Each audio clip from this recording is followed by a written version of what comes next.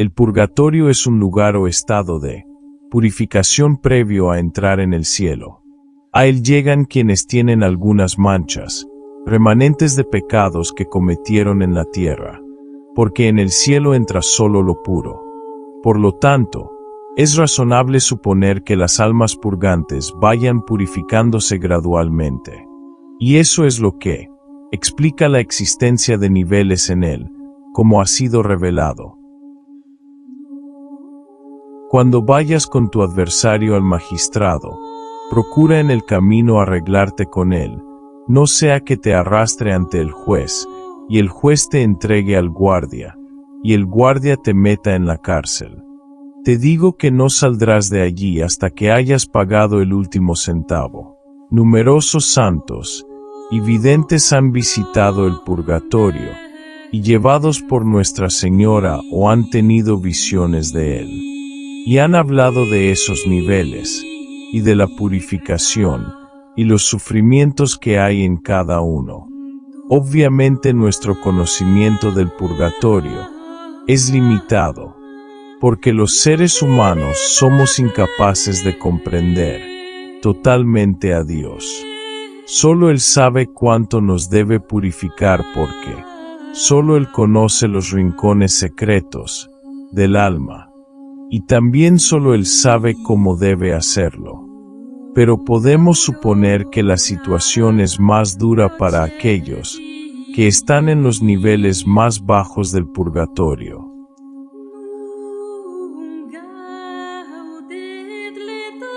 La Iglesia Católica cree en la existencia del purgatorio como un lugar o estado después de la muerte, donde somos purificados de algunas manchas, para poder entrar puros al cielo.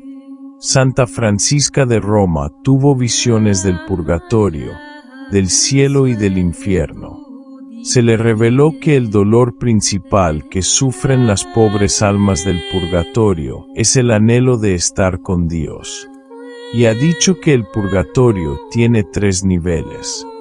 El nivel más bajo es un mar ardiente donde las personas tienen sufrimientos relacionados con los pecados que cometieron. El nivel intermedio es menos riguroso, pero también tiene sus partes desagradables. Y el más alto es un nivel de expectativa, porque está poblado por quienes están más cerca de ser liberados. En este proceso de purificación, nuestras oraciones y sacrificios pueden ser de gran ayuda para esas personas que están en purificación. Algunos místicos han dicho que las personas del purgatorio nos ven cuando oramos por ellos y se fortalecen con esta visión. Ha habido varios santos que han liberado almas del purgatorio a través de oraciones, sacrificios y ofrecimientos de misas. Entre ellos podemos nombrar a San Luis Bertrán, San Malaquías, San Vicente Ferrer, Santa Teresa de Ávila, San Padre Pío, y numerosos videntes han sido visitados por almas del purgatorio para pedir oraciones para su liberación, como por ejemplo a María Simma. La vidente Mirjana de Meyugurí visitó el purgatorio llevada por la Reina de la Paz y dijo que hay varios niveles en él. El nivel más bajo es el más cercano al infierno, donde el sufrimiento es el más intenso. El nivel más alto es el más cercano al cielo, y allí el sufrimiento es el menor. El nivel en el que se encuentre depende del estado de pureza de su alma. Cuanto más bajo es el nivel de las personas en el purgatorio, menos pueden orar y más sufren. Cuanto más alto es el nivel que una persona tiene en el purgatorio, más fácil le es orar, más disfruta de la oración y menos sufre. Nuestra Señora le ha informado también que, cuantos más ores en la tierra, más alto será tu nivel en el purgatorio. Y también ella ha pedido que oremos por las almas en el purgatorio. Ellos son incapaces de orar por sí mismos. A través de la oración, nosotros en la tierra podemos hacer mucho para ayudarlos. También le reveló que el día de Navidad es cuando la mayor cantidad de almas abandonan el purgatorio hacia el cielo.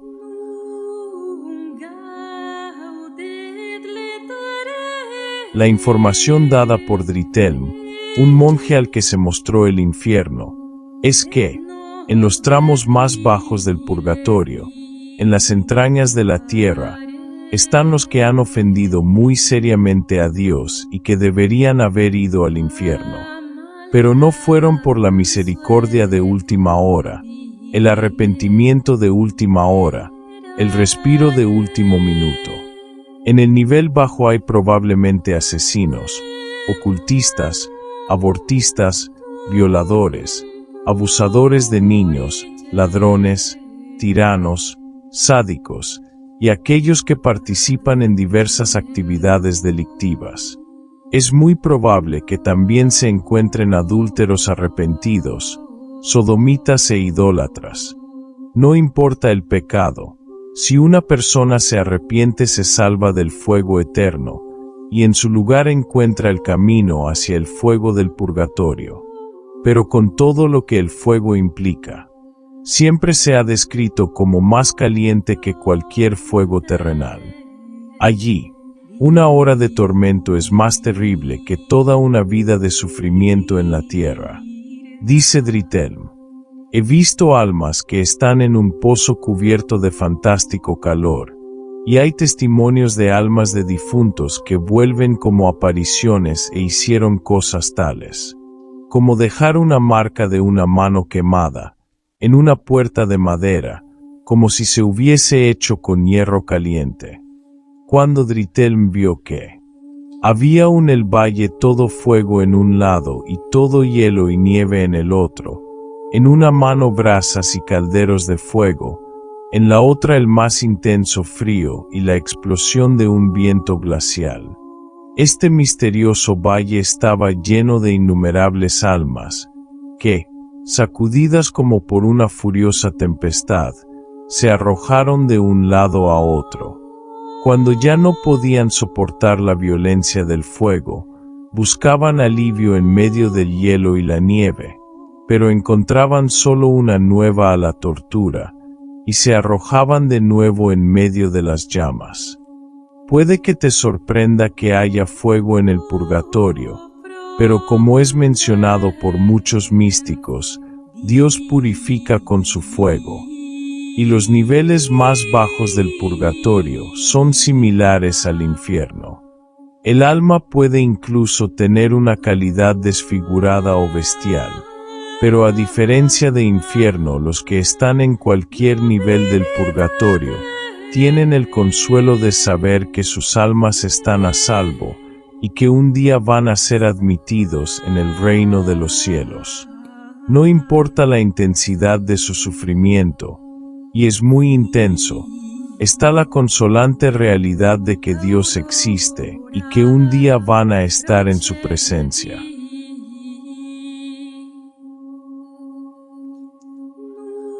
Una mujer que trató de suicidarse en 1991 recordó una experiencia de muerte en la que descendió, en un plano, de sombras con niebla negra arremolinándose a su alrededor.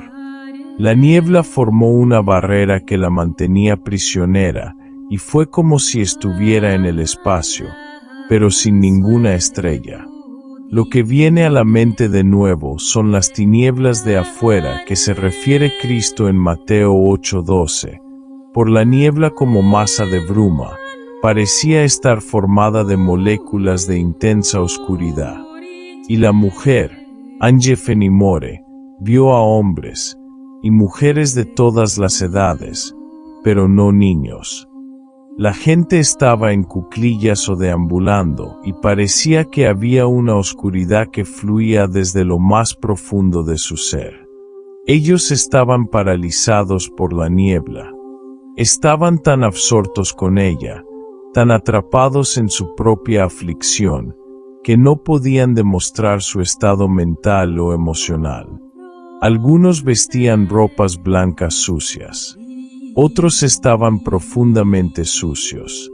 Estaban allí para admitir y comprender los errores en sus vidas, y era un lugar, dijo, de tormento sofocante que me esperaba por quitarme mi propia vida.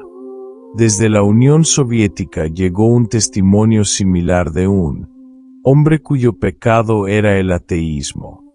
Al igual que el suicidio, el ateísmo roba a Dios de su papel como creador. El hombre, un médico llamado George Rodonaya, descendió a un lugar muy aterrador cuando murió en 1976 después de haber sido atropellado por un coche. Había muerto durante horas, hasta que un patólogo empezó a cortar su abdomen durante una autopsia. Al igual que Angie se había encontrado en un reino de oscuridad total. La oscuridad era absoluta, más oscura que cualquier oscuridad, más negro que cualquier color negro.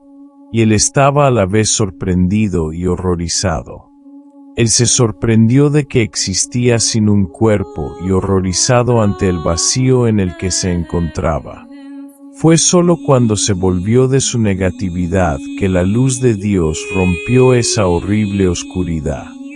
En 1873 una monja santa identificada solo como Sor M en un convento francés comenzó a oír suspiros prolongados a su lado. Los ruidos extraños de una presencia invisible continuaron y se acercaban cada vez más. En febrero de 1874, después de mucha oración y muchas comuniones, la presencia finalmente se identificó a la hermana M como el espíritu de una segunda monja que llamaremos la hermana O, que también había estado en el convento, pero que murió varios años antes y estaba ahora en el purgatorio.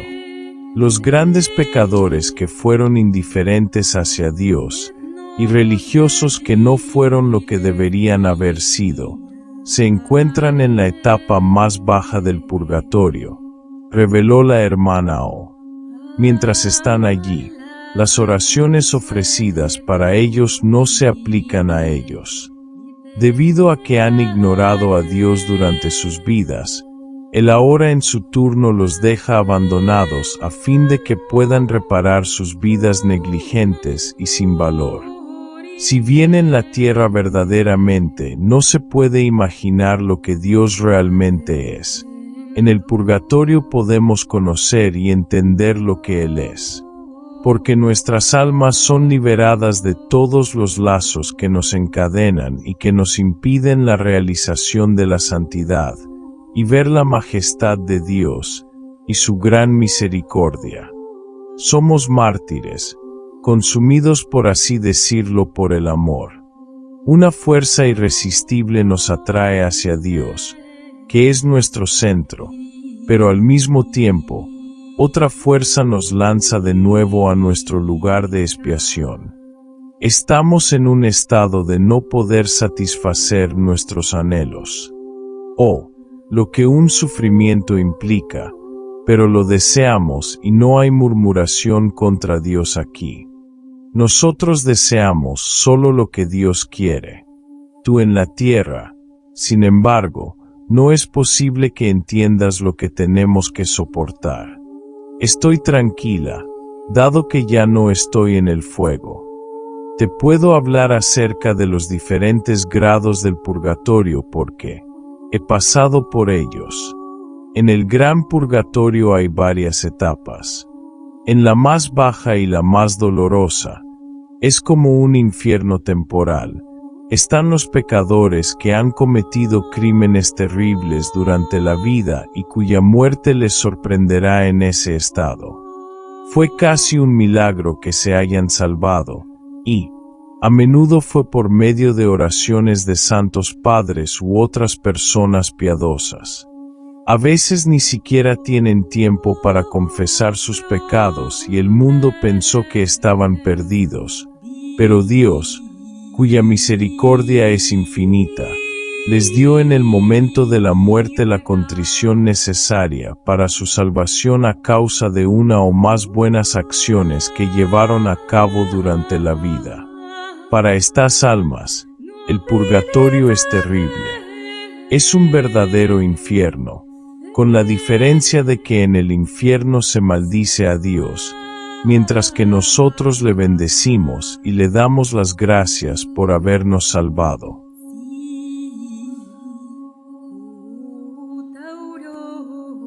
En el segundo purgatorio están las almas de los que murieron con pecados veniales que no fueron completamente expiados antes de la muerte, o con pecados mortales que fueron perdonados, pero por los cuales no han satisfecho completamente a la justicia divina. En esta parte del purgatorio hay también diferentes grados, de acuerdo con los méritos de cada alma. Por último, existe el purgatorio del deseo que se llama el umbral. Muy pocos se escapan de esto. Para evitarlo por completo, uno debe desear ardientemente el cielo y la visión de Dios. Eso es raro, más raro que lo que la gente piensa, porque incluso las personas piadosas tienen miedo de Dios y no tienen, por lo tanto, el suficiente deseo de ir al cielo. Este purgatorio tiene su martirio muy doloroso como los demás. La privación de la vista de nuestro amado Jesús se añade al intenso sufrimiento. Es un continuo martirio. Me hace sufrir más que el fuego del purgatorio. Es tan hermoso el cielo. Hay una gran distancia entre el purgatorio y el cielo. Tenemos el privilegio a veces de vislumbrar la alegría de los bienaventurados en el paraíso, pero es casi un castigo. No hacemos deseos de ver a Dios. En el cielo todo es puro deleite. En el purgatorio, profunda oscuridad como deseo ir al cielo, qué martirio que sufrimos una vez que hemos visto a Dios.